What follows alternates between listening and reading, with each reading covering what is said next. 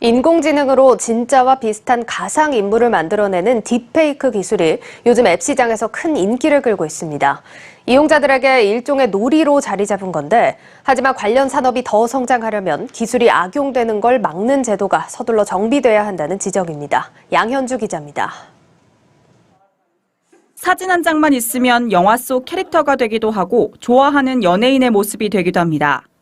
손쉬운 조작법 덕분에 최근 딥페이크 어플을 이용한 영상이 SNS상에서 인기를 끌고 있습니다. 젊은 층을 중심으로 딥페이크 앱이 일종의 놀이가 된 겁니다.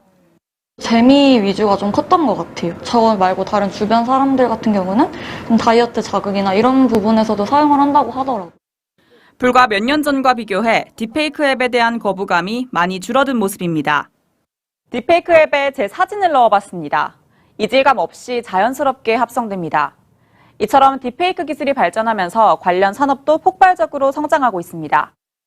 실제로 한 딥페이크 어플의 월별 이용자 수는 지난달 기준 10만 명을 훌쩍 넘어섰습니다. 이처럼 딥페이크 앱 활용도가 높아지면서 IT 업계에선 해당 기술을 활용한 다양한 사업들을 계획하고 있습니다.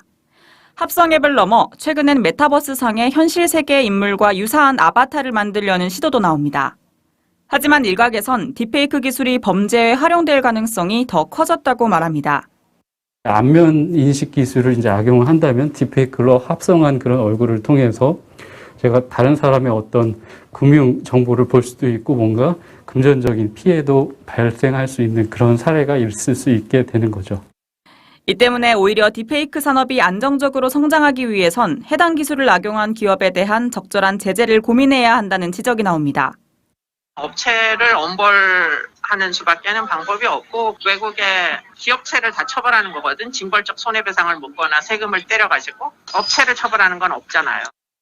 딥페이크 기술이 음지에서 양지로 나온 만큼 안전한 시장 환경 조성을 위한 노력이 뒤따라야 할 것으로 보입니다.